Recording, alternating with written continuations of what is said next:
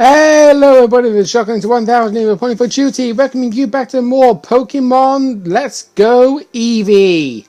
In the last episode, we defeated Brock, the Pewter City gym leader, and got ourselves our first gym badge, followed on by the TM of Headbutt.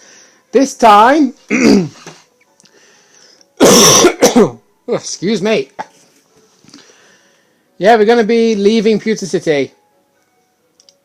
Right, don't tell me you gotta be Ash, right? Yeah, how do you know that?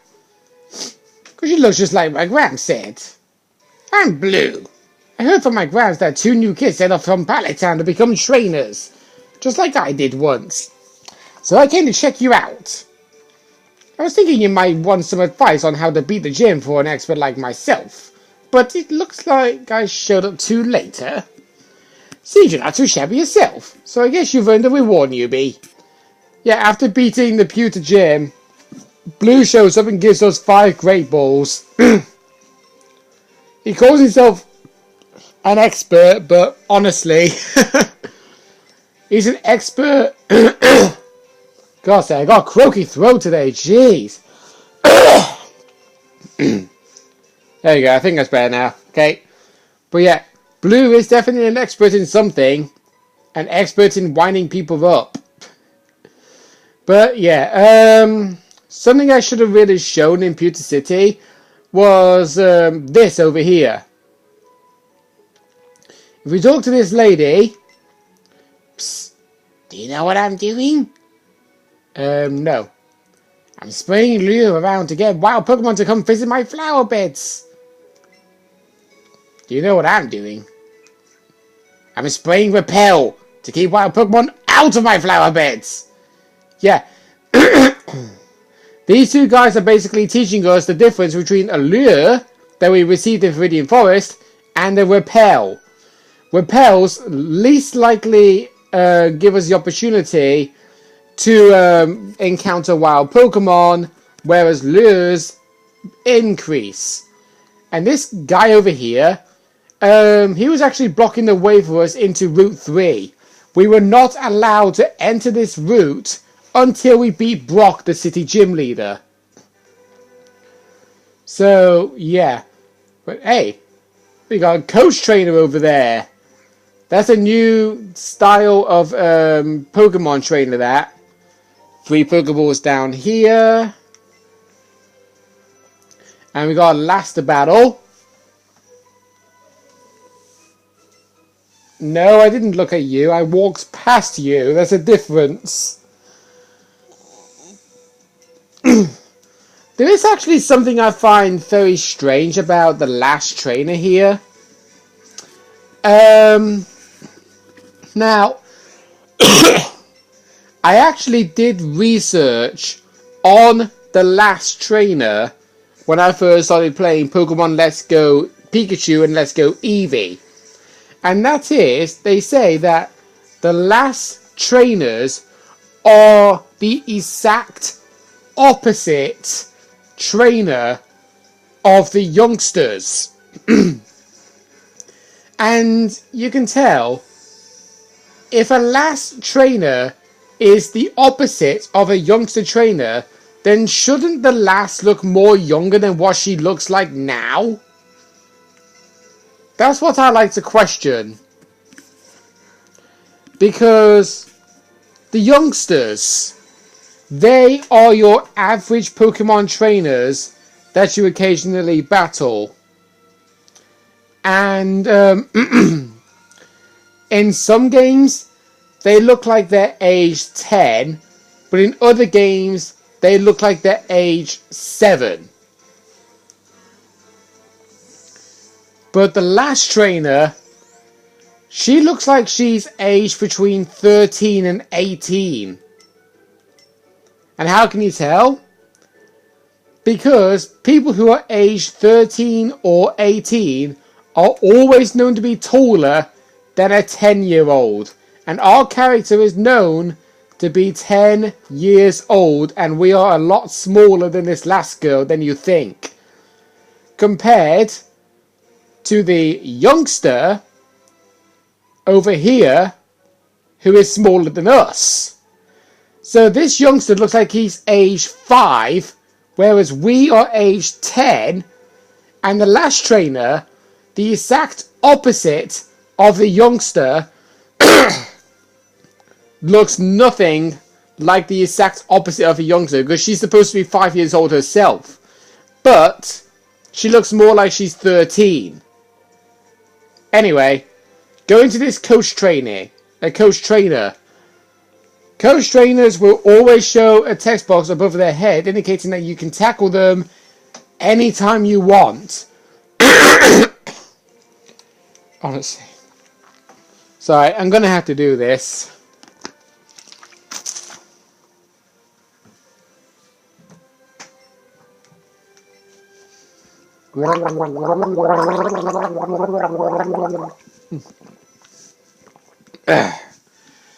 Yeah. I just simply gargling my throat to try and get rid of that croaky cough. Because I always seem to get a croaky throat every time I've had something to eat. When I've had something to eat, I always go like that to clear my throat every time. It is sensationally stupid. Oh boy, leech seed.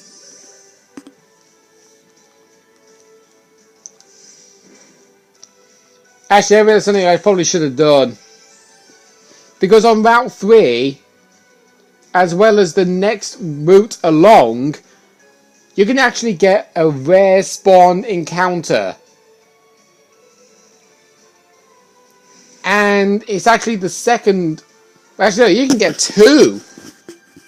You can get 2 rare spawn encounters, but the fact is, one of them is found specifically on the ground, whereas the other one is found in the sky.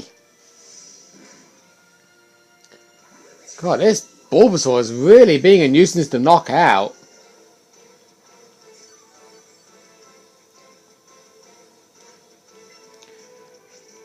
Sorry, Nidoran, I'm going to have to play a sacrifice play here.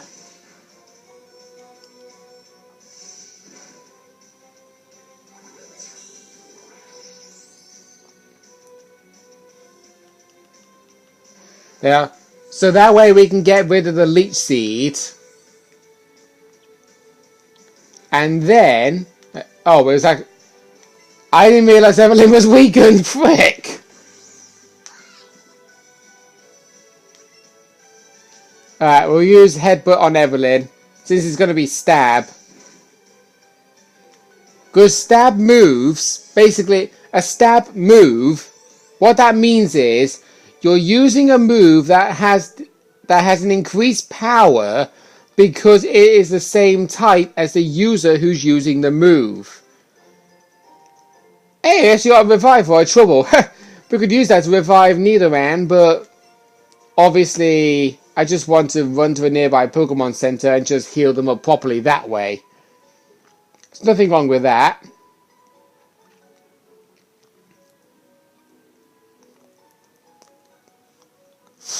Ah, God.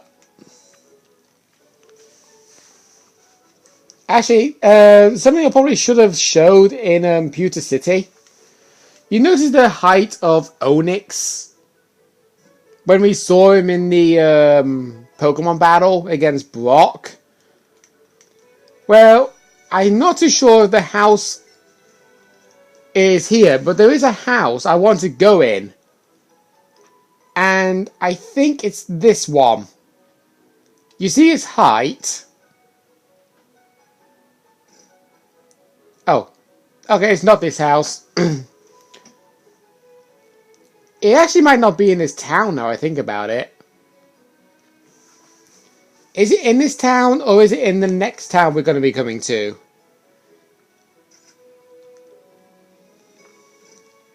It's in the next town, alright. There's a house I want to go in that I want to actually bring up when we get the opportunity to see it. Now, on Route 3, exploring it, I do not know if you get a new encounter here. Part of me wants to say you do. Actually, yes, you do. You do. You get one new encounter here. If not two.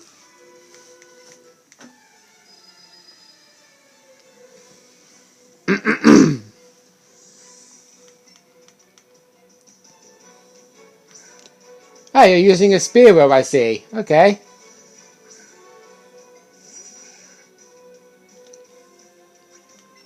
Okay, Nidoran, let's use Poison Sting, since that's going to be Stab.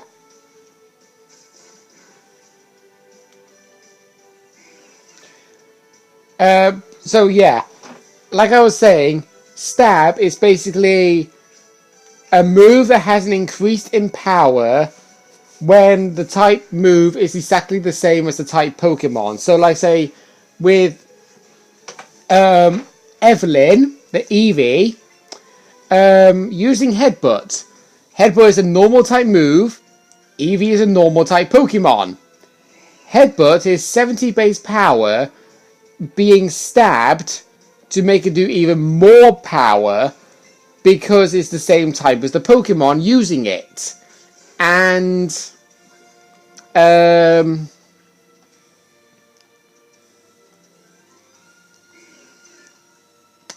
basically what Stab does is, like I already said with the whole case scenario, but 70 base power Headbutt, that actually gets increased by 50%, and half of 70 is 35, meaning Headbutt will do a base power of 105%. So we could potentially knock out so many Pokemon in one hit with Evelyn's Headbutt, because not only is it a physical attacking move that is also Stab for Eevee, Eevee's also an adamant nature, which is plus physical attack minus special attack. So we have a lot of unique moves. Now you notice what we did with the Spearow there, we actually poisoned it with Poison Sting. I'm going to go over the status conditions right now while it's in my head. Status conditions go along with the following of burn, paralysis, poison, sleep, or freeze. We've not been able to discover any of the status conditions except for poison because we actually gave it to our opponent. So at the moment with the tally, we got 2 critical hits and 1 added effect for me, but only 2 critical hits for the AI. So poison. What that does is it cuts off a 1/16 of your Pokemon's HP at the end of every turn in battle. Luckily, in Let's Go Eevee, your Pokemon does not lose health every couple of steps you take. Yeah, you don't take damage from poison when you're outside a battle in Let's Go Eevee, thankfully. So that's a plus side.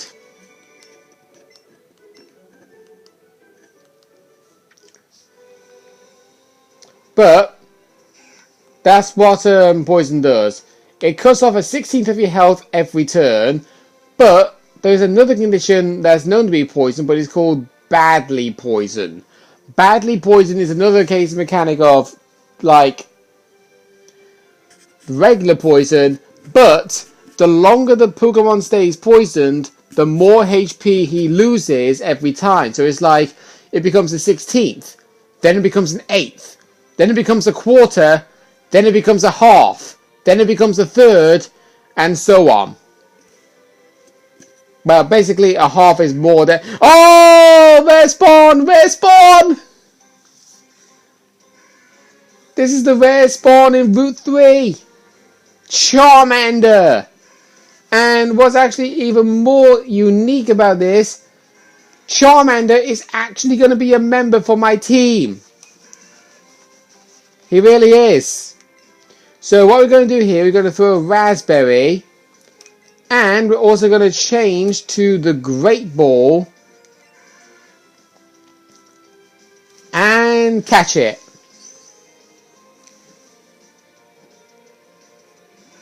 Oh, frick.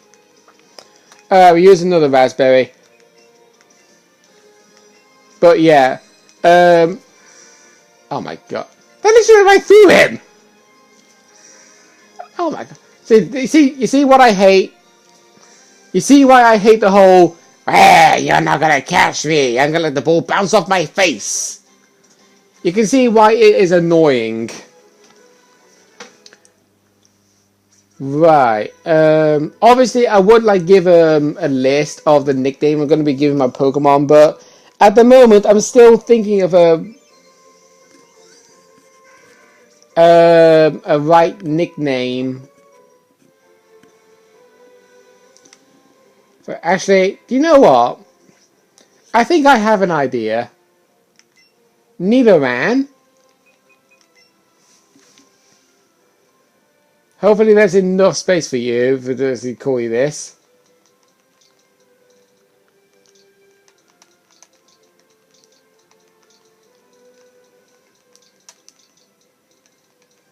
Yeah. I would actually call it Godzilla. Based on the fact that it's like a mythical creature that's known to be like, well, you know. But I would actually call Nidoking that because Godzilla is basically like a male. So I thought call it Goddessilla because it's basically, well, a female. And with gods, we have a god being the male and goddess being the female. Right, let's have a look at Charmander. Adamant! And it's quick to flee. I mean, yeah, Adamant is not really the best nature in the world for Charmander's final evolution, but it is really good regardless. You can have Charmander's evolution line to be either a physical or a special attacker. I will gladly take that. 3 good nature Pokemon in a row. We're on a roll here today. Hi? Sorry. I automatically forgot about that trainer. But yeah, anyway, back to the status condition thing. We've mentioned poison. Now we're going to mention the other ones. Paralysis. Paralysis cuts your Pokemon's speed in half, and it does have a random chance to make the Pokemon fully paralyzed and unable to move. It's kind of like a flip of the coin. It's like a 50% chance of you moving, 50% chance of you not. That's basically all what paralysis does. Next up, burn. When a Pokemon is burnt, their attack power is cut in half, and they lose a 16th of their health every turn in battle. Nextly, sleep. When your Pokemon is fast asleep, same for freeze actually, for sleep and freeze, your Pokemon will not be able to lay a single attack for approximately 2 to 5 turns. But there was one time when I was playing Pokemon Emerald, one of my Pokemon was put to sleep, and I know, sleep. You're allowed to be asleep for approximately 2 to 5 turns. I did 6 turns in, which means the 6th turn, I should have automatically woke up, but I still stayed fast asleep. I was literally fast asleep for 7 turns before I eventually woke up on turn number 8. Right, let's put Charmander in the leading role.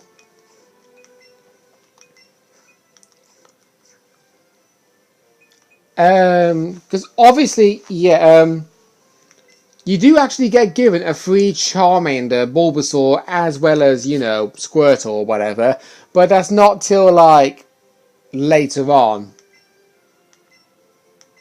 Right, I'm going to teach Headbutt the Charmander, so that way we're not just focused on having Scratch and Growl. Let's proceed further onwards. We've got some trainers, more trainers we can fight. I will be fighting the rest of them off.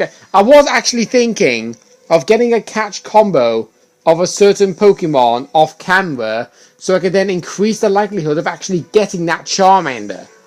But we actually didn't need to. And in fact, there is actually another rare encounter we can actually get in this route. But we're not able to find it because it's in the sky. And the same thing happened for like Route 1. In Route 1, you was able to get 4 rare spawns. And I'm not going to be going over all of the rare spawns until the after game, okay? I just basically wanted to mention Bulbasaur and Charmander as a prime example, so we can then proceed further onwards without any hassle. Okay? So we've now gone over the time limit, so next time on Pokemon Let's Go Eevee, I will be battling all of these trainers off camera, and we will be proceeding further into Route 3. See you guys then.